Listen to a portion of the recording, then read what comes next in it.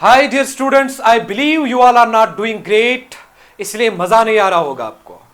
मजा तो तब आएगा ना जब आप कोई कांड करके दिखाए।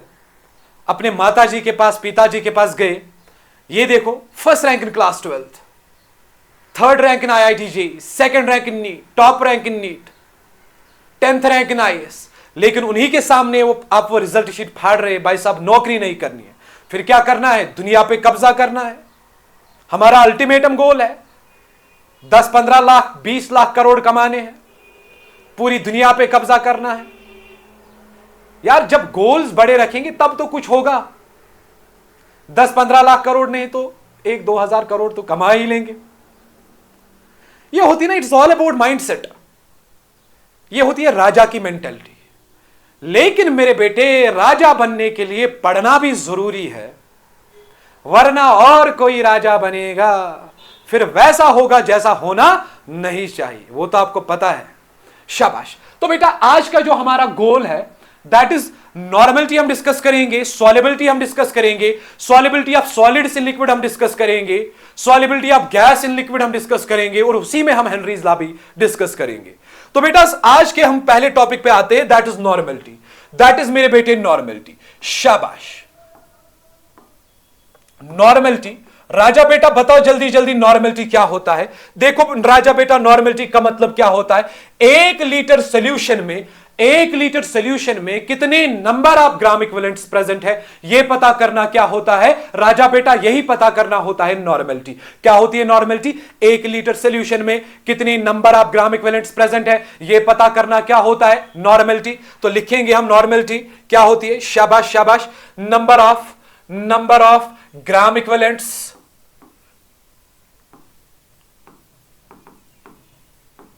number of gram equivalents present in 1 liter of solution, present in 1 litre of solution. 1 litre solution में कितने number of gram equivalents present है, ये पता करना क्या होता है नॉर्मलिटी। लेकिन मेरे राजा बेटा को यह भी पता होना चाहिए कि नॉर्मलिटी किसके बराबर होती है। Normality will be equal to number of gram equivalents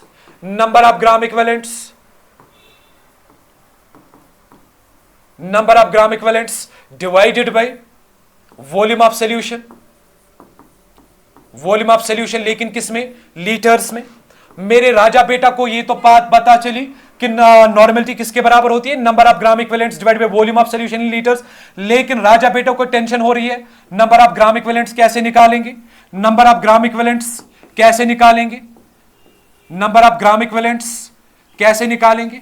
number of gram equivalents बराबर होता है बेटा given mass divided by equivalent मास। अब मेरे राजा बेटा को टेंशन हो रहा है इक्विवेलेंट मास कैसे पता चलेगा, इक्विवेलेंट मास कैसे निकालेंगे। राजा बेटा टेंशन लेने की जरूरत नहीं है। इक्विवेलेंट मास बराबर होता है molar mass divided bye valency factor. अब राजा बेटे को फिर से टेंशन हो रहा है, सर ये वैलेंसी फैक्टर कैसे निकालेंगे। मेरे राजा बेटा वैलेंसी फैक्टर हम याद रखेंगे एसिड्स के लिए कैसे निकालते हैं। एसिड्स के लिए शाबाश राजा बेटा, एसिड्स के लिए याद रख लेना वैलेंसी फैक्टर बराबर होता है number of replaceable H positive ions, number of replaceable H positive ions. Base के लिए वैलेंसी फैक्टर, बेसिस के लिए वैलेंसी फैक्टर। शाबाश। Number of replaceable OH negative ions and valency factor for ionic compounds के लिए शाबाश राजा बेटा, आयोनिक कंपाउंड्स के लिए टोटल पॉजिटिव और नेगेटिव चार्ज। कुछ का हम वैलेंसी फैक्टर याद रखते हैं क्योंकि क्वेश्चंस में फ्रीक्वेंटली यूज होता है, जैसे कि KCl, इसका वैलेंसी फैक्टर कितना आएगा 1। NaOH, इसका वैलेंसी फैक्टर कितना आएगा 1। H2SO4, इसका वैलेंसी फैक्टर कितना आएगा 2। NaCl, इसका वैलेंसी फैक्टर कितना आएगा 1। शाबाश। H3PO4, इसका वैलेंसी फैक्टर कितना आएगा 3। H3PO3, इसका वैलेंसी फैक्टर कितना आएगा 2। H3PO2, इसका वैलेंसी फैक्टर कितना आएगा 1। ये मैंने इसलिए कराया ये मैंने इसलिए कराया क्योंकि बच्चों को अक्सर कंफ्यूजन होता है। शाबाश मेरे बेटे, हम बात कर रहे थे नॉर्मेलिटी की, जिसमें हमने पढ़ा था नॉर्मेलिटी किसके बराबर होता है, normality will be equal to number of gram equivalents divided by volume of solution in litres. Sir number of gram equivalents कैसे निकालेंगे, number of gram equivalents will be equal to gram given mass divided by equivalent mass. Sir equivalent mass कैसे निकालेंगे, molar mass divided by valence factor. Sir valence factor कैसे निकालेंगे, valence factor बराबर किसके, स्टेरिस के लिए number of replaceable H positive ions, basis के लिए number of replaceable OH negative ions, and valence factor for ionic compounds will be total positive और नेगेटिव चार्ज। शाबाश मेरे बेटे, याद रख लेना बेटा, हम बात कर रहे थे नंबर ऑफ ग्राम इक्विवेलेंट्स की। नंबर ऑफ ग्राम इक्विवेलेंट्स हम निकाल सकते हैं number of moles into valency factor. दूसरी फॉर्मूला तो हमें पता ही, it is also equal to given mass upon equivalent mass. और बेटा मैंने आपको अभी बोला normality will be equal to number of gram equivalents divided by क्या किया था हमने, वॉल्यूम, लेकिन किस में बेटा, लीटर में। जरा अगर डिवाइड करेंगे 1 तो gram equivalents, number of gram equivalents की और एक फार्मूला बनी ना, क्या बनी वो, शाबाश, normality into volume. Number of gram equivalents हम कैसे निकाल सकते हैं, और नॉर्मेलिटी इनटू वॉल्यूम, लेकिन किस में मेरा बच्चा, लीटर्स में। शाबाश। लेकिन मेरे बेटे अब सवाल है, सर अगर वॉल्यूम दिया होगा ml में, अगर वॉल्यूम आप कन्वर्ट भी कर सकते हो, लेकिन ज्यादा आसानी के लिए अगर वॉल्यूम दिया होगा ml में तो कौन सी फार्मूला यूज करेंगे, तो हम याद रखेंगे बेटा normality is also equal to given mass of solute divided by equivalent mass multiply, आपको पता है बेटा, वॉल्यूम ऑफ सॉल्यूशन, लेकिन किस में, ml में। जब ml में दिया होगा तो मल्टीप्लाई किससे करेंगे, 1000 से। ये फार्मूला आप याद रखेंगे, ज्यादा यूज होती है क्वेश्चंस में, शाबाश। चलो बेटा एक न्यूमेरिकल निपटाते हैं नॉर्मेलिटी पे, जॉट डाउन है न्यूमेरिकल, शाबाश। Calculate the normality of A solution on dissolving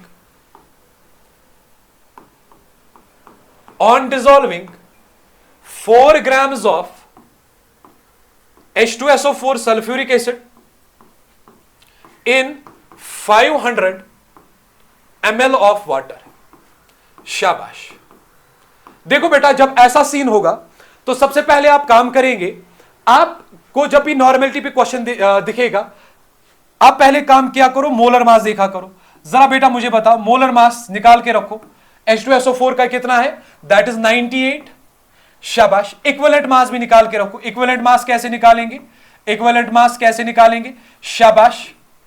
molar mass divided by valence factor या एन फैक्टर। जरा बेटा बता वो कितना आएगा, इक्विवेलेंट मास हम कैसे निकालेंगे, molar mass divided bye valency factor. Molar mass कितना है इसका, H2SO4 का, दैट इज 98, देखा हमने। वैलेंसी फैक्टर कितना है H2SO4 का, number of replaceable H positive ions acid है ना, तो डिवाइड बाय क्या आएगा बेटा, 2 1 जार, तो वो कितना आएगा बेटा 49। शाबाश। वो कितना आएगा बेटा 49। तो इक्विवेलेंट मास किसके बराबर निकला, 49। तो बेटा अभी हम नॉर्मेलिटी देखेंगे। नॉर्मेलिटी अभी मैंने आपको एक फॉर्मूला बोली, नॉर्मेलिटी इज इक्वल टू, क्योंकि यहां पे जो वॉल्यूम है वो किस में है बेटा, ml में। Normality is equal to given mass of solute divided by क्या करेंगे, इक्विवेलेंट मास मल्टीप्लाई बाय क्या करेंगे, ऊपर 1000 और नीचे वॉल्यूम ऑफ सॉल्यूशन, लेकिन किस में, ml में। शाबाश। जरा बेटा बता जल्दी जल्दी, गिवन मास कितना दिया है, गिवन मास दिया है 4, मल्टीप्लाई किससे करेंगे, 1000 से मल्टीप्लाई करेंगे, डिवाइड किससे करेंगे, इक्विवेलेंट मास से। कितना दिया है वो 49, मल्टीप्लाई किससे करेंगे, 500 से, मल्टीप्लाई 500 से। ये वो 20 क्या हो गए, कैंसिल, 5 1 जार, 5 2 जार, 2 4 जार, कितना होता है बेटा 8, डिवाइड बाय क्या आएगा 49, that will be equal to approximately 0.16 इसकी नॉर्मेलिटी होगी। हाँ या ना बोल, क्या समझ में आया, शाबाश। जल्दी बेटा जरा नॉर्मेलिटी को रिवाइज करेंगे। क्या होती है नॉर्मेलिटी, 1 लीटर सॉल्यूशन में कितने number of gram equivalents present है वो पता करना। क्या होता है नॉर्मेलिटी किसके बराबर होती है, शाबाश, number of gram equivalents divided by volume of solution litres. Sir gram equivalents कैसे निकालेंगे, शाबाश, जल्दी बता बेटा, given mass divided by equivalent mass sir, equivalent mass कैसे निकालेंगे? Molar mass divided by n factor या वैलेंसी फैक्टर, वैलेंसी फैक्टर कैसे निकालेंगे? एसिड के लिए हमने याद रखा किसके बराबर होता है?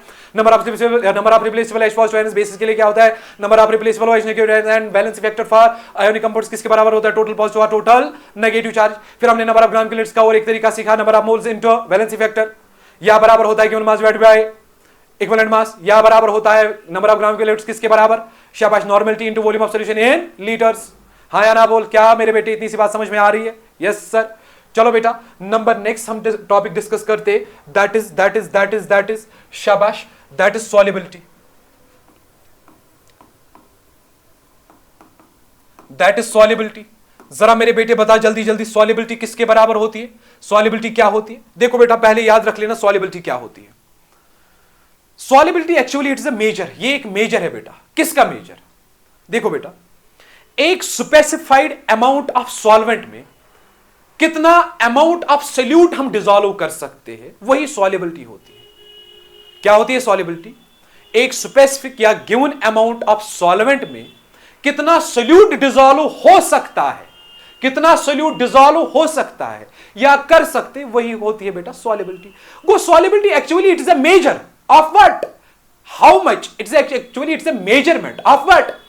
How much solute we can dissolve in a specified amount of solvent. Solubility is actually a measurement of what? How much solute can be dissolved in a specified amount of solvent. यानी बेटा एक specified amount of solvent में कितना amount of solute dissolve हो सकता है, उसी को हम क्या बोलते हैं बेटा? solubility. तो क्या होती है बेटा solubility? जल्दी जल्दी बताओ। शाबाश। maximum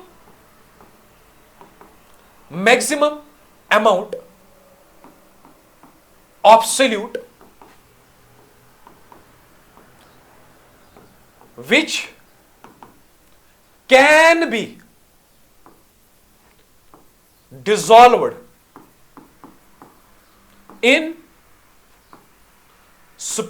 in specified amount of solvent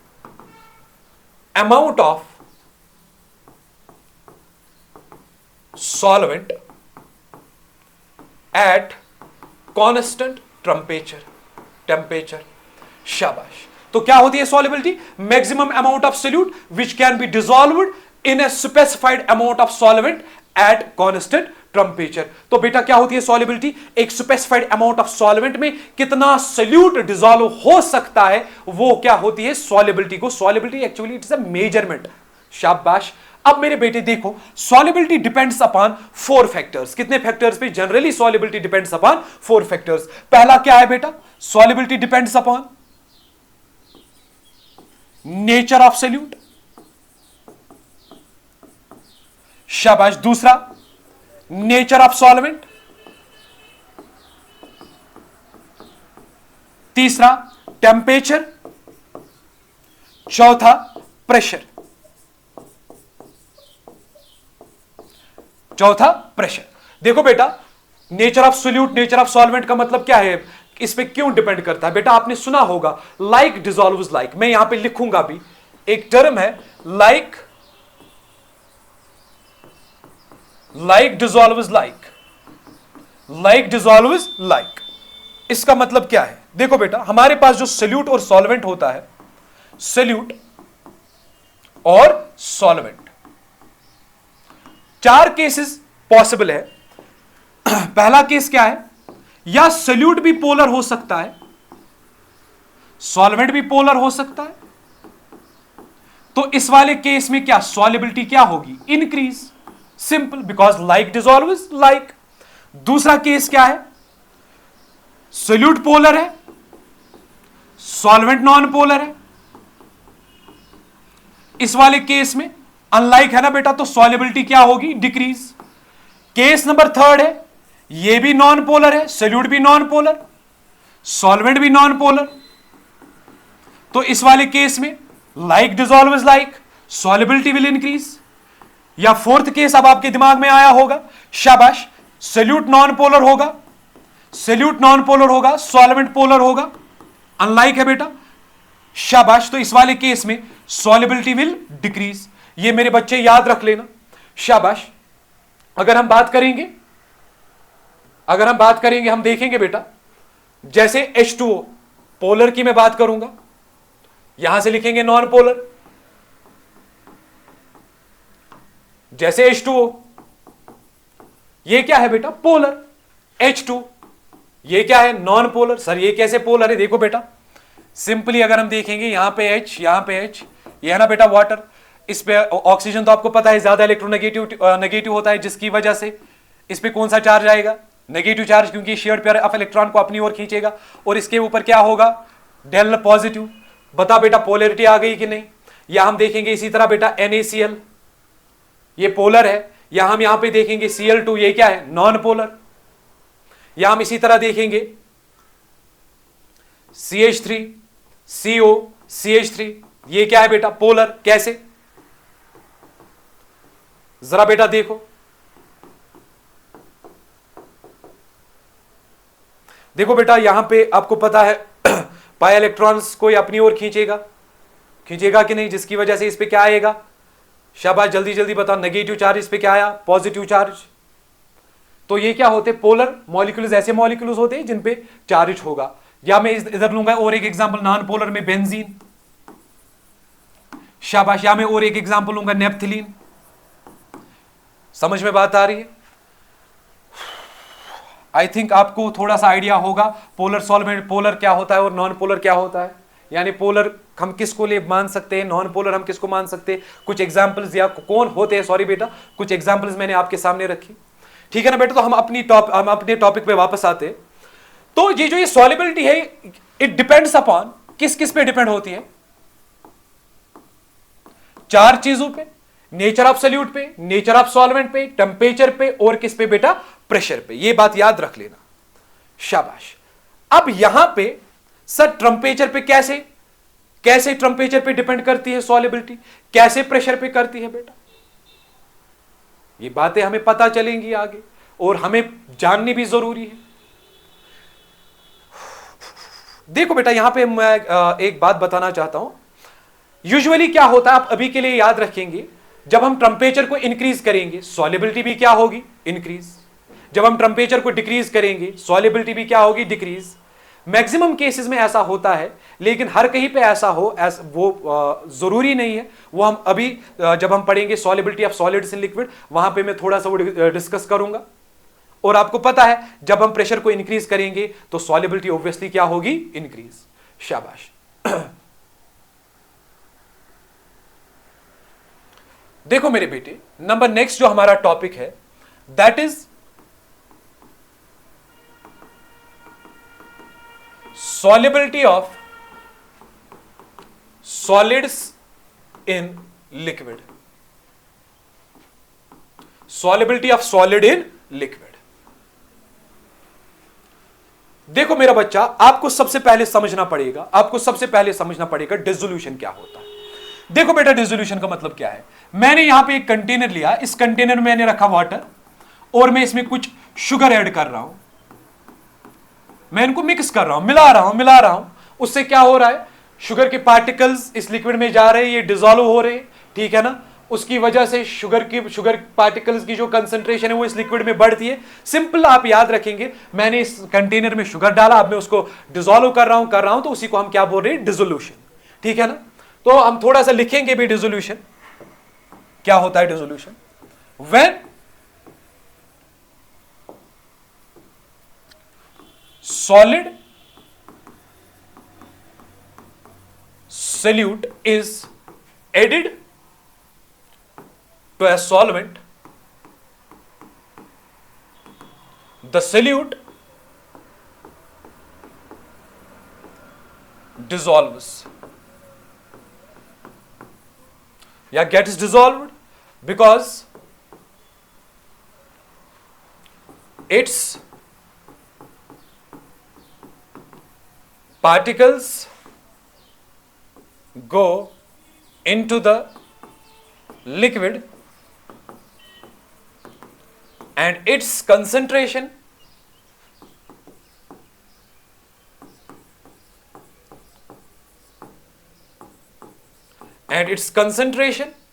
increases in the solution. This process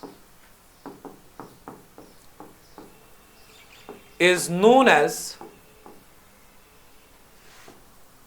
dissolution. This process is known as dissolution. Simply मेरे बेटे मैंने एक कंटेनर लिया, उस कंटेनर में मैंने क्या किया, फॉर एग्जांपल मैंने चीनी ऐड किया, मैं उसको मिला रहा हूं जिसकी वजह से उसकी कंसंट्रेशन उसमें बढ़ गई, इसी प्रोसेस को मैं क्या बोलता हूं, डिसोल्यूशन। लेकिन मेरे बेटे यहां पे आप हमें यहां पे जो टर्म यहां पे जो हमें डिस्कस करना है, that is solubility of solids in liquid. यानी बेटा कितना अमाउंट ऑफ सोल्यूट, कितना अमाउंट ऑफ सोल्यूट डिसॉल्व हो सकता है, कितना अमाउंट ऑफ सोल्यूट, कितना amount of solid solute dissolve हो सकता है एक स्पेसिफाइड अमाउंट ऑफ सॉल्वेंट में, जो कि अभी लिक्विड है, उसको हम क्या बोलेंगे, solubility of solids in liquid. या हम यूं कह सकते हैं कि कितना amount of, how much amount of solid solute can be dissolved in a specified amount of liquid is known as solubility of solids in liquid. समझ में बात आ रही? एंड मेरे बेटे ये solubility of solids in liquid होते हैं, ये डिपेंड करते हैं कुछ फैक्टर्स पे। इट डिपेंड्स अपॉन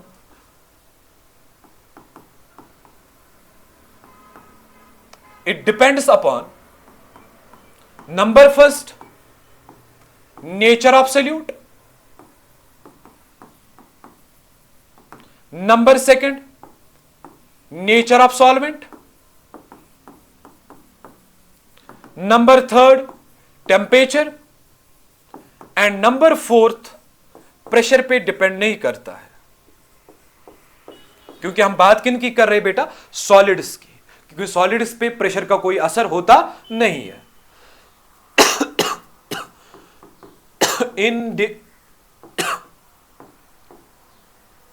इंडिपेंडेंट, ठीक है ना, शाबाश।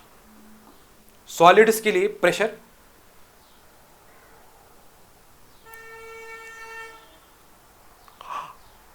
क्या बोल रहा था मैं बेटा, हाँ शाबाश, कि solid, solubility of solid in liquid की जब हम बात करते हैं तो तब प्रेशर हम कंसिडर नहीं करते, क्योंकि प्रेशर का सॉलिड पे कोई असर होता नहीं है। शाबाश मेरे बेटे, हो गया है। लेकिन अब हमें यहां पे ध्यान रखना है, sir solubility of solid in liquid depends upon nature of solute, ये तो पता है। Nature of solvent, like dissolves like, polar polar, non polar non polar, वहां पे ज्यादा सॉल्युबिलिटी होगी। लेकिन सर टेम्परेचर की हम बात करेंगे, किसकी बात, टेम्परेचर की बात। यूजुअली हम क्या पढ़ते हैं बेटा, जब हम टेम्परेचर को इंक्रीज करते हैं तो सॉल्युबिलिटी क्या होगी, इंक्रीज। मैक्सिमम केसेस में ऐसा होता है, बिल्कुल ऐसा ही होता है, लेकिन यह भी जरूरी नहीं है कि जब हम टेम्परेचर को इंक्रीज करें तो सॉल्युबिलिटी ऑलवेज क्या हो, इंक्रीज। टेम्परेचर के केस में बेटा आपको दो केसेस याद रखने हैं। प्रोसेस या तो एक्सोथर्मिक होती है या तो एक्सोथर्मिक होती है। एक्सोथर्मिक का मतलब हीट रिलीज,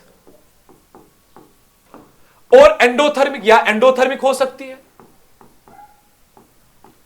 एंडोथर्मिक का मतलब क्या होता है बेटा, हीट एब्जॉर्ब, यानी जब हीट एब्जॉर्ब हो रही होगी। शाबाश, यहां पे बेटा आप गौर से सुन लेना, यहां पे बेटा गौर से सुनना, यहां पे गौर से सुनना। आप एज्यूम कर लो कोई प्रोसेस एक्सोथर्मिक है, यानी वो हीट को पहले से ही रिलीज कर रही है और आप उसको यहां से और हीट दे रहे हो और हीट दे रहे हो, तो सॉल्युबिलिटी ऑब्वियसली क्या होगी, डिक्रीज। अब आप सिंपली याद रखेंगे, अगर प्रोसेस एक्सोथर्मिक हुई तब जाके मेरे बेटे अगर आप टेम्परेचर को इंक्रीज करोगे, किसको इंक्रीज करोगे, टेम्परेचर को। शाबाश, अगर मेरे बेटे प्रोसेस एक्सोथर्मिक हुई तब जाके अगर आप टेम्परेचर इंक्रीज करोगे, अगर आप टेम्परेचर इंक्रीज करोगे तो बेटा सॉल्युबिलिटी क्या होगी, सॉल्युबिलिटी डिक्रीज होगी। और अगर प्रोसेस एंडोथर्मिक है, यहां पे तो पता ही है हमें, अगर हम टेम्परेचर को इंक्रीज करेंगे तो सॉल्युबिलिटी भी क्या होगी मेरे बेटे, इंक्रीज होगी। समझ में बात आ रही है कि नहीं? जनरली अगर हम बात करेंगे मैक्सिमम केसेस में होता है कि टेम्परेचर इंक्रीज करने पर सॉल्युबिलिटी क्या होती है, इंक्रीज। लेकिन यहां पे दो केसेस आते हैं, exothermic process and endothermic process. अगर प्रोसेस एक्सोथर्मिक है यानी हीट रिलीज हो रही है, तब जाके अगर हम टेम्परेचर को इंक्रीज करेंगे तो सॉल्युबिलिटी विल डिक्रीज। और एक केस मेरे बेटे है एंडोथर्मिक वाला प्रोसेस अगर हो, तब जाके अगर हम टेम्परेचर को इंक्रीज करेंगे सॉल्युबिलिटी भी इंक्रीज होगी। और एक केस भी है, तो वो यहां पे डिस्कस करने की जरूरत नहीं है।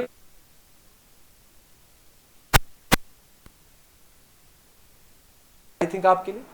और दूसरा तो पता है, और चौथा प्रेशर, तो सॉलिड्स पे प्रेशर का कोई असर होता नहीं है। आई होप आपको ये समझ में आया होगा। Solubility of solids in liquid कितनी चीजों पे डिपेंड करता है, तीन चीजों पे। किस किस पे? Nature of solute, nature of solvent और टेम्परेचर। और टेम्परेचर पे हमने दो केसेस याद रखे, exothermic and endothermic. But generally आप याद रखेंगे जब टेम्परेचर को इंक्रीज करेंगे solubility will increase. Number next topic जो है हमारा, that is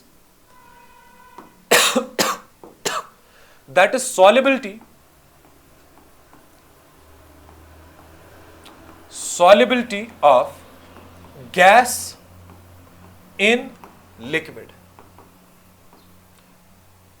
solubility of gas in liquid, इसका मतलब क्या है बेटा? solubility of gas in liquid,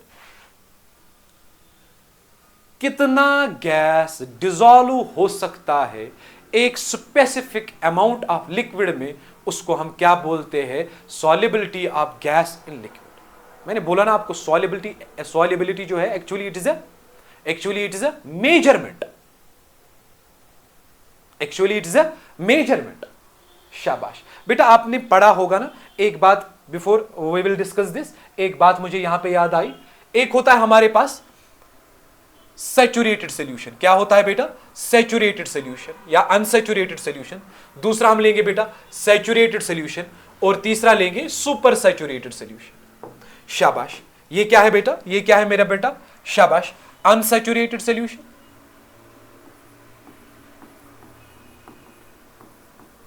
unsaturated solution. और ये क्या है बेटा? Saturated solution. और तीसरा क्या है? Super saturated solution. Super saturated solution. हम वापस आते हैं अपने टॉपिक पे, solubility of gas in liquid. Unsaturated solution का मतलब क्या है? फॉर एग्जांपल मैं समझाता हूं आपको, जिसमें और हम सोल्यूट ऐड कर सकते हैं। फॉर एग्जांपल मैंने एक गिलास ऑफ वाटर लिया, इसमें इसकी कैपेसिटी है 5 चम्मच चीनी को डिसॉल्व कर सकता है। अभी मैंने 1 चम्मच डाला, डिसॉल्व हो रहा है। दूसरा भी डाल सकता हूं, हाँ वो भी डिसॉल्व होगा। मतलब अभी ये सोल्यूशन क्या है? अनसैचुरेटेड, क्योंकि अभी मैं और सोल्यूट को डिसॉल्व कर सकता हूं। ठीक है ना? तो क्या लिखेंगे? In which more solute can be added. कभी कभार पूछा जाता है 1 नंबर का क्वेश्चन। तो सैचुरेटेड सॉल्यूशन का मतलब क्या है? यही गिलास ऑफ वाटर मैंने लिया, इसमें मैक्सिमम कैपेसिटी कितनी है डिसॉल्व होने की? 5 चम्मच। मैंने वो 5 डाल दी, वो डिसॉल्व हो गए। अब फर्दर मैं ऐड नहीं कर सकता हूं सोल्यूट को। तो वो क्या होता है? सैचुरेटेड सॉल्यूशन एक ऐसा सॉल्यूशन होता है जिसने अपना मैक्सिमम पीक अपना अचीव कर लिया होता है। इसमें हम फर्दर सोल्यूट को ऐड नहीं कर सकते हैं। No more solute can be added. No more solute can be added. और सुपर सैचुरेटेड सोल्यूशन क्या होता है? अब मैंने इस गिलास ऑफ वाटर को 5 चम्मच कैपेसिटी थी डिसॉल्व करने की, अब मैंने इसको गैस पे रखा, टेम्परेचर इंक्रीज किया बेटा मैंने, सॉल्युबिलिटी भी क्या होगी? इंक्रीज। तो बेटा अब इस सोल्यूशन को मैं क्या बोलूंगा? Super saturated solution. यानी इस गिलास को मैंने उठाया, गैस पे रखा, 5 चम्मच इसमें ऑलरेडी थी जिसका इसकी मैक्सिमम कैपेसिटी थी, और इसको मैं फर्दर ये नहीं कर सकता था और सोल्यूट ऐड। अब मैंने इसको गैस पे रखा, जब मैंने टेम्परेचर को इंक्रीज किया तो सॉल्युबिलिटी बढ़ गई। अब मैं इसमें 6ठा चम्मच भी डाल सकता हूं। तो इसको हम क्या लिख सकते हैं? More solute can be added by increasing the temperature. मेरा बच्चा, ये बात आपको याद रही? शाबाश। तो बेटा हम अपने टॉपिक पे आते हैं। हमारा टॉपिक असल में क्या था? Solubility of gas in liquid. क्या होता है solubility of gas in liquid? क्या होता है बेटा solubility of gas in liquid? शाबाश शाबाश शाबाश। कितना अमाउंट ऑफ गैस डिसॉल्व हो सकता है एक स्पेसिफाइड अमाउंट ऑफ लिक्विड में, that is called as solubility of gas in liquid. अब मेरे बेटे आपको पता है कुछ गैसेस इजीली डिसॉल्व होते हैं वाटर में और कुछ गैसेस इजीली डिसॉल्व नहीं होते हैं, ठीक है ना बेटा। लेकिन ऐसा क्यों होता है? ये सारा खेल क्रिटिकल टेंपरेचर का है। किसका है बेटा? क्रिटिकल टेंपरेचर का खेल है, या इंटरमोलिक्यूलर फोर्सेस भी इसके लिए रेस्पॉन्सिबल है, ठीक है ना मेरे बच्चे। तो बेटा हम लिखेंगे पहले, फिर हम और भी इसको समझते हैं। Certain gases are highly soluble in water like NH3 है बेटा, अमोनिया हमारे पास, HCl है, etcetera, and some gases are less soluble in water like H2 है बेटा, O2 है, ETC। ऐसा क्यों होता है? रीजन है बेटा critical temperature.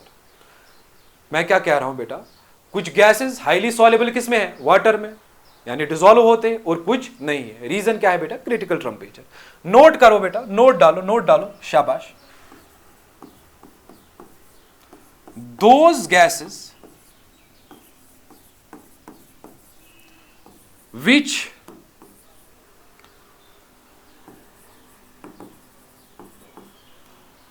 which dissolves in water या in liquid have higher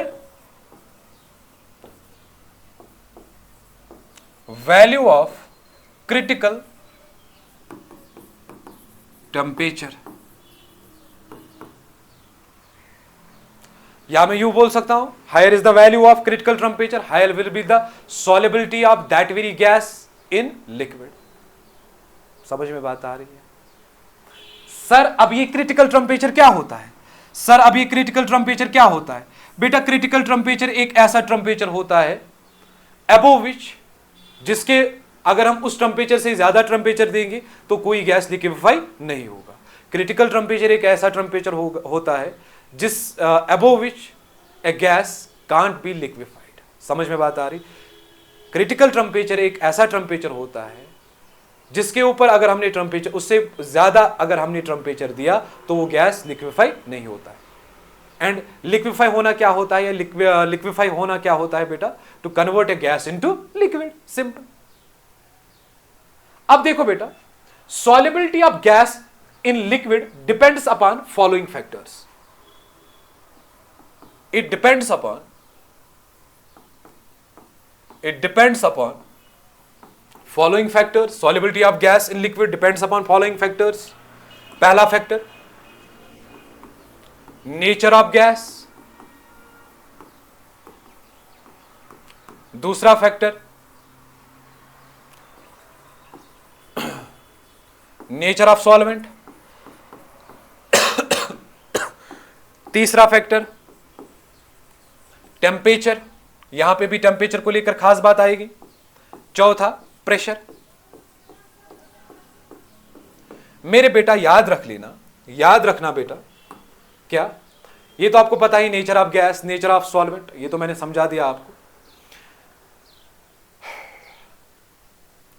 temperature पे मैं याद रखूंगा, हम याद रखेंगे on increasing the temperature, on increasing the temperature, solubility of gas in liquid will decrease।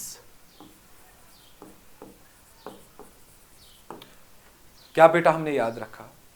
अगर हम टेम्परेचर को इंक्रीज करेंगे, अगर हम टेम्परेचर को क्या करेंगे मेरे राजा बेटे, अगर हम टेम्परेचर को इंक्रीज करेंगे तो solubility of gas in liquid क्या होगी? डिक्रीज। समझ में बात आ रही है बेटा? आपने कभी वो छोटे छोटे तालाब देखे हैं? जब बहुत ज्यादा गर्मी बढ़ जाती है, जब बहुत ज्यादा गर्मी बढ़ जाती है तो उसमें जो मछलियां होती है वो मर के ऊपर आती है। वैसा क्यों होता है? क्योंकि बेटा जब टेम्परेचर इंक्रीज होता है, जब टेम्परेचर इंक्रीज होता है तो solubility of oxygen in liquid will decrease. समझ में बात आ रही है? जिसकी वजह से वो मछलियां क्या मर जाती है। समझ में बात आ रही है? या आप जब कोल्ड ड्रिंक लेते हो, जरा बेटा मुझे बता, ठंडी कोल्ड ड्रिंक में मजा आता है कि गर्म कोल्ड ड्रिंक में? ठंडी में, क्योंकि उसमें डिसॉल्व होता है कार्बन डाइऑक्साइड। अब जब हमने टेम्परेचर इंक्रीज किया, बाहर फिर से निकाला, बाहर रखा, वो कार्बन डाइऑक्साइड आहिस्ता आहिस्ता कहां निकलता है? बाहर, जिसकी वजह से उसका मजा ही खत्म होता है। गो बेटा हमने क्या किया, जब हमने उस कोल्ड ड्रिंक को बाहर रखा, हमने टेम्परेचर क्या किया? Increase. Solubility of carbon dioxide in that very particular cold drink will decrease. That is the reason फिर हमें गर्म कोल्ड ड्रिंक में मजा आता नहीं। हम क्या ढूंढते? चिल। नंबर नेक्स्ट बेटे, नंबर नेक्स्ट प्रेशर। हमको यह बात पता ही है कि अगर हम प्रेशर को इंक्रीज करेंगे, अगर प्रेशर इंक्रीज होगा बेटा तो solubility of gas in liquid will also increase. Solubility भी क्या होगी मेरे बेटे? इंक्रीज ही होगी। क्या मेरा बच्चा ये बात क्लियर है? क्या मेरे राजा बेटा को ये बातें क्लियर है? क्या मेरे राजा बेटों को ये बातें क्लियर है? एक्चुअल में यही हेनरीज लॉ भी है और हम हेनरीज लॉ भी डिस्कस करेंगे। We will discuss the Henry's law.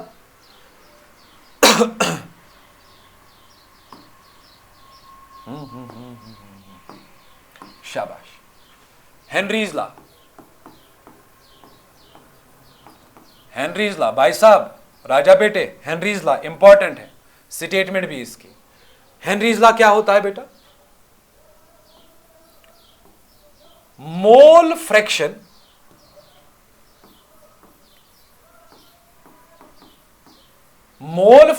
Of gas in liquid, mole fraction of gas in liquid increases on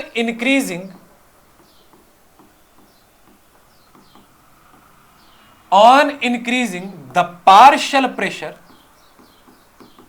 on increasing the partial pressure, on increasing the partial pressure of gas, on increasing the partial pressure of gas above the surface of liquid। क्या है मेरे बेटे? Henry's लॉ क्या बोलता है? Mole fraction of gas in liquid increases on increasing the partial pressure of gas above the surface of liquid. Mole fraction of gas in liquid increases on increasing the partial pressure of gas, on increasing the partial pressure of gas above the surface of liquid। देखो बच्चा लोग, इसका मतलब क्या होता है? Liquid पर, यानी लिक्विड के सरफेस पर, लिक्विड के सरफेस पर जितना ज्यादा पार्शियल प्रेशर होगा गैस का, उतना ही ज्यादा उस गैस का मोल फ्रैक्शन लिक्विड में प्रेजेंट होगा। या हम इस तरह से भी बोल सकते हैं, लिक्विड के सरफेस पर, लिक्विड के सरफेस पर जिस गैस की सॉल्युबिलिटी की हम बात कर रहे हैं, उस गैस का जितना पार्शियल प्रेशर ज्यादा होगा लिक्विड के सरफेस पर, उतना ही ज्यादा उस गैस का मोल फ्रैक्शन किस में प्रेजेंट होगा? लिक्विड में। या हम इसको इस तरह भी से भी कह सकते हैं, लिक्विड के सरफेस पर जितना ज्यादा पार्शियल प्रेशर होगा उस गैस का, उतनी ही ज्यादा उस गैस की सॉल्युबिलिटी किस में होगी? लिक्विड में। क्या मेरे बेटे समझ में बात आ रही है? इसी को मैं बोल रहा हूं हेनरीज लॉ। राजा बेटे, राजा वाला दिमाग भी होना चाहिए। और यहां पे बात आई पार्शियल प्रेशर की। पार्शियल प्रेशर क्या होता है? फॉर एग्जाम्पल अगर मेरे पास एक कंटेनर है, अगर बेटा मेरे पास एक कंटेनर है, इस कंटेनर में अगर मेरे पास एक कंटेनर है, इस कंटेनर में है गैस ए बी सी, तो इस कंटेनर में इन गैसेस का प्रेशर भी होगा। लेकिन अगर मैं इंडिविजुअल गैस का प्रेशर देख रहा हूं, मैं देख रहा हूं कि इस कंटेनर में बी का कितना प्रेशर है, तो मैं क्या एक्चुअल देख रहा हूं, individual pressure of B, go that is partial pressure of B. समझ में बात आ रही है? अगर आपके पास एक कंटेनर में बहुत सारी गैसेस है तो उनका प्रेशर होगा, जिसको मैं बोलूंगा टोटल प्रेशर।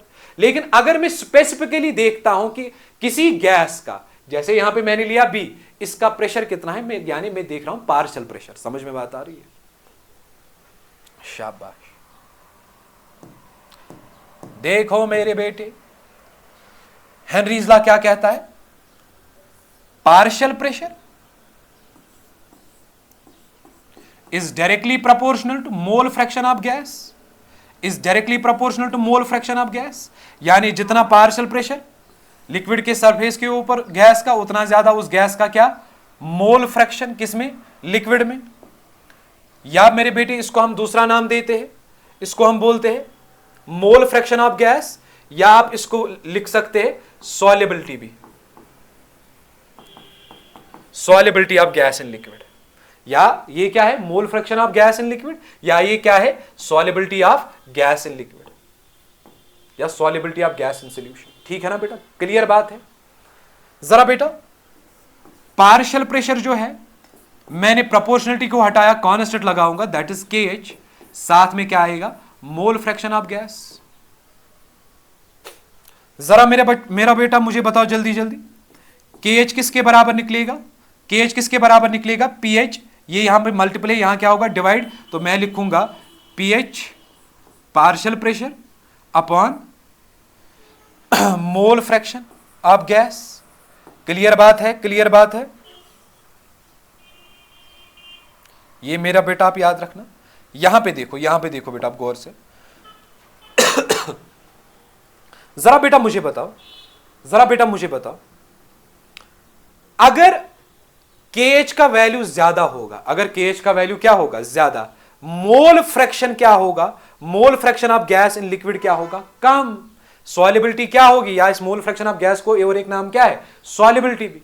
यानी higher the value of KH, higher the value of KH, lower is the mole fraction of gas in liquid, यानी lower is the solubility of gas. तो हम बेटा यहां पे क्या लिखेंगे, हायर द वैल्यू ऑफ, या हम नेक्स्ट पेज पे लिखते हैं बेटा, हमें पता है, अभी हमने देखा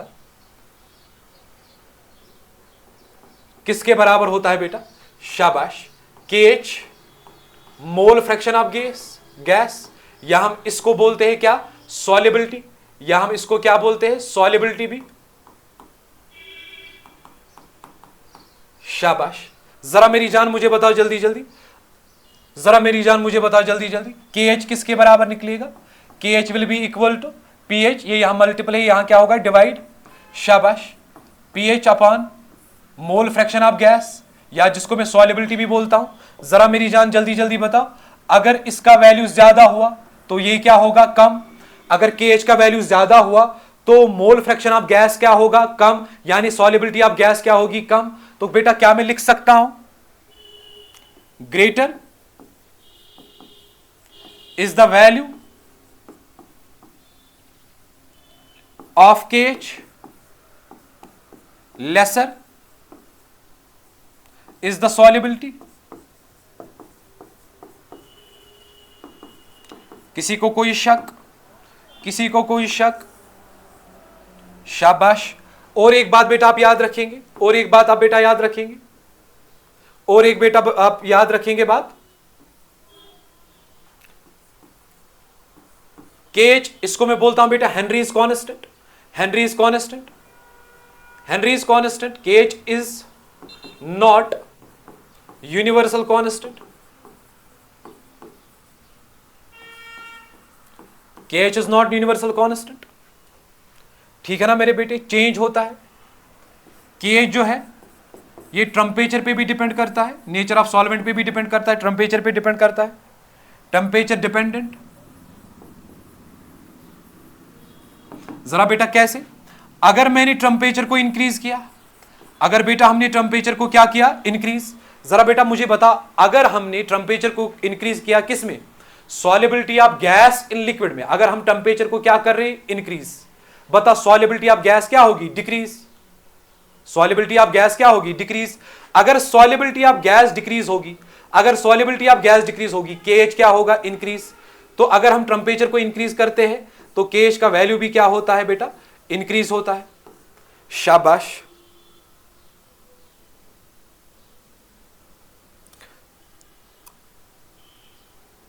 हो गया बेटा, इतनी सी बात क्लियर है, और मत कुछ है इसमें, और भी बहुत कुछ है तो बट आपको लिखने देखने की जरूरत नहीं है ज्यादा।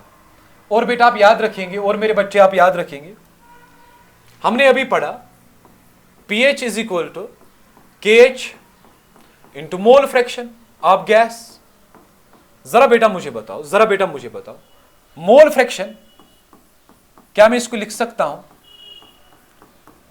मोल फ्रैक्शन किसके बराबर होता है, पढ़ा है आपने, number of moles divide by total moles, number of moles divide by total moles. समझ में बात आ रही है बेटा। मोल फ्रैक्शन जो है, मैंने आपको परसों भी बोला, मोल फ्रैक्शन किसके बराबर होता है, जिसका मोल फ्रैक्शन निकालना होता है उसके moles divide by total moles. यहां पे ये मोल फ्रैक्शन किसका है, गैस का। तो बेटा क्या मैं इसके बदले लिख सकता हूं, क्या बेटा मैं इसके बदले लिख सकता हूं, शाबाश बेटा, आप जितना मैंने उधर तक दिखाया वो आप बस आप उतना ही करो तो काफी है, ठीक है ना, समझ में बात आ रही। लेकिन और एक फॉर्मूला भी याद रखोगे तो कोई मसला नहीं होगा। तो मैं लूंगा मोल्स ऑफ सॉल्यूट, ये मोल फ्रैक्शन ऑफ सॉल्यूट है ना, यानी मोल fraction of gas divide by total moles Na plus Nb।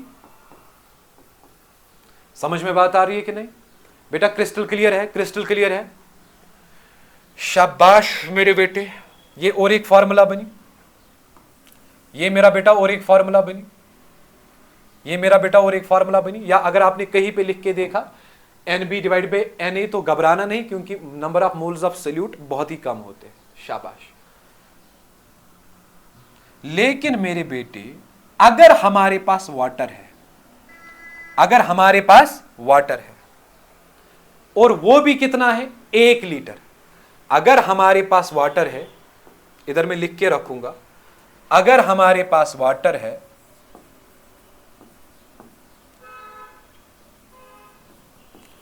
अगर हमारे पास वाटर है और वो भी कितना है, 1 लीटर।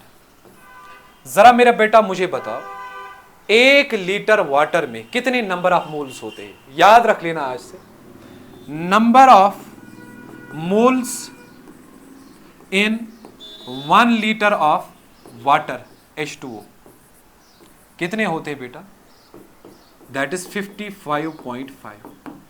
समझ में बात आ रही है। तो एक स्पेसिफिक केस में यहां पे दिखाने जा रहा हूं, अगर हमारे पास वाटर है और वाटर का भी कितना, 1 लीटर, क्योंकि क्वेश्चंस में अक्सर कितना दिया होता है, 1 लीटर, इसीलिए मैं ये फॉर्मूला दिखाता हूं। समझ में बात आ रही, अगर हमारे पास वाटर दिया है और वाटर का भी कितना दिया है, 1 लीटर, तब जाके हम कौन सी फॉर्मूला यूज करेंगे, सर इजी है, शाबाश, pH will be equal to KH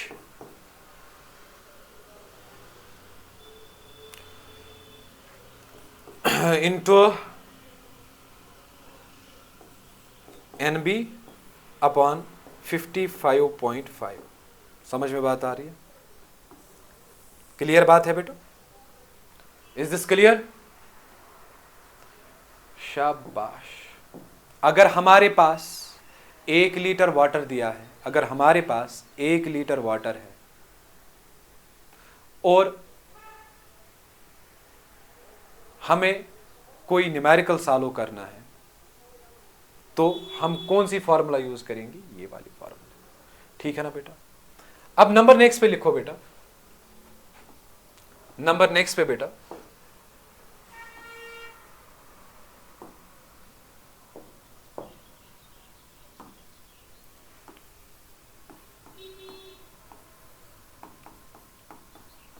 conditions when Henry's law is not applicable. पहली condition, if pressure of gas is very high, तब भी हेनरीज लॉ एप्लीकेबल नहीं है। दूसरा, if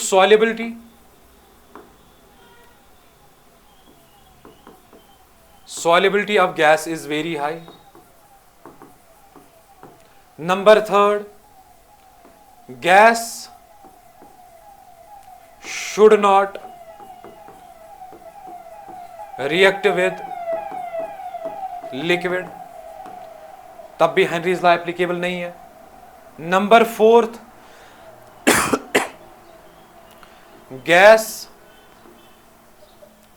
should not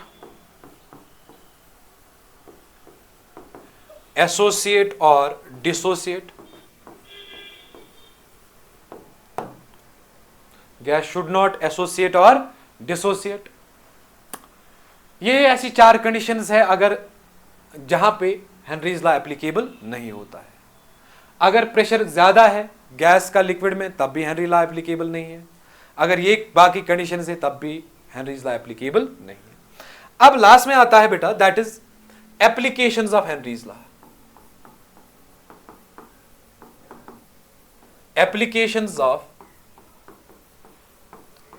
Henrys law, जैसे scuba diving. बेटा scuba की full form पता है?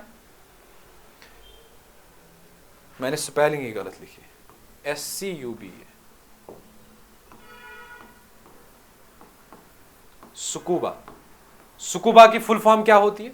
Self contained underwater breathing apparatus, या self contained underwater breathing apparatus. बेटा आपको देखो क्या सुनना, देखो बेटा आपको पता है एयर में ऑक्सीजन भी होता है, नाइट्रोजन भी होता है, कुछ भी होता है, कार्बन डाइऑक्साइड भी, कार्बन मोनोऑक्साइड भी।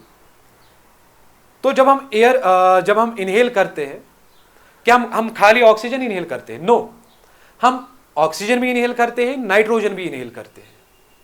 लेकिन हमारे एटमॉस्फेरिक प्रेशर पे, 1 एटमॉस्फेरिक प्रेशर पे बस हमारे ब्लड में डिजोल्व कौन होता है? ऑक्सीजन।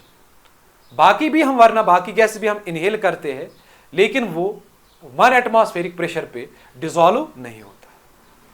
अब जब हम समंदर के नीचे जाते हैं या मैरीन्स में जाते हैं, जब हम समंदर पानी के नीचे जाते हैं, बताओ जब हम पानी के नीचे गए, अब पानी का प्रेशर भी हमारे ऊपर लगा कि नहीं?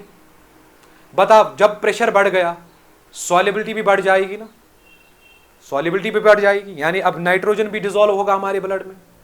हाँ, हमारे जब हम नीचे जाते हैं प्रेशर बढ़ गया, प्रेशर इंक्रीज हुआ, ऑक्सीजन तो है ही, डिजोल्व होता है हमारे ब्लड में। लेकिन साथ में जब प्रेशर बढ़ गया, जो नाइट्रोजन 1 एटमॉस्फेरिक प्रेशर पे डिजोल्व नहीं होता था, लेकिन जब हम लिक्विड के अंदर गए, नीचे गए, लिक्विड का प्रेशर हमारे ऊपर आया, जिसकी वजह से नाइट्रोजन भी अब क्या होने लगा? डिजोल्व होने लगा। तो हमें उससे कोई प्रॉब्लम होती नहीं है, चलो हमारे ब्लड में अब नाइट्रोजन भी गया। लेकिन मसला तब होता है जब हम बाहर आते हैं। अब तो प्रोसेस रिवर्स होगी। जब हम बाहर आएंगे प्रेशर क्या होगा? कम, सॉल्युबिलिटी क्या होगी? कम। ये जो नाइट्रोजन है वापस निकलना स्टार्ट होगा। लेकिन जब ये वापस निकलना स्टार्ट होगा तो हमें बहुत पेन महसूस होगी, बहुत पैनिक होगा हमें, फील, एयर कैविटीज होंगी, छोटी छोटी बबल्स होंगी, या बहुत ज्यादा पैनिक होगा फील। तो उस डिजीज को हम बोलते हैं बेंट्स। फिर हम हीलियम लाते हैं जिसकी वजह से ये डाइल्यूट होता है। तो स्कूबा डाइविंग भी एक एप्लीकेशन है किसकी? हेनरीज लॉ की। या एरेटेड एयर ड्रिंक्स, या हाई ऑल्टीट्यूड्स पे जहां पे ऑक्सीजन की कमी होती है। तो बहुत सारी एप्लीकेशंस, 2 4 5 एप्लीकेशंस है इसकी, बहुत सारी एप्लीकेशंस है बेटा।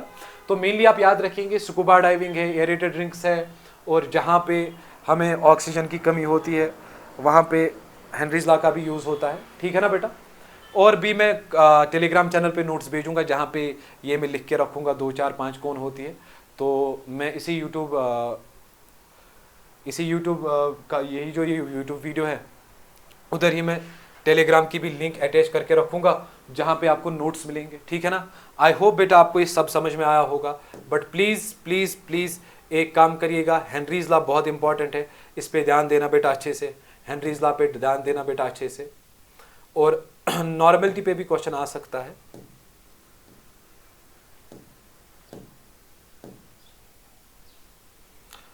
चलो मेरे बेटे, अल्लाह हाफिज़, बाय बाय, टेक केयर। और आपके एग्ज़ाम्स में दो तीन महीने रहे, and I promise with you अगर आप ये रिलीजियसली फॉलो करते हो तो you will definitely score 100 out of 100। तो एक शायर सुनाना चाहता हूँ मैं आपको। कहते हैं,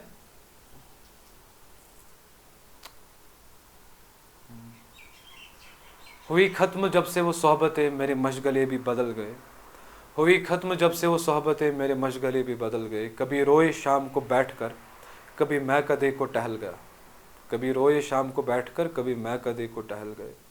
तेरा हाथ हाथ से छूट गया तो लकीरें हाथ की मिट गई, तेरा हाथ हाथ से छूट गया तो लकीरें हाथ की मिट गई। जो लिखा हुआ था वो मिट गया, जो नसीब था वो बदल गया। चलो बेटा, स्टे ब्लेस्ड। ज़्यादा इन बातों पे ध्यान नहीं देना चाहिए, बस थोड़ा सा आपको एंटरटेन कराने के लिए मैं ये सब बोलता हूँ। चलो स्टे ब्लेस्ड, अल्लाह हाफिज़, टेक केयर। वो जो गीत तुमने सुना नहीं, मेरी जिंदगी का रियाज था। बिस्मिल्लाहिर्रहमानिर्रहीम।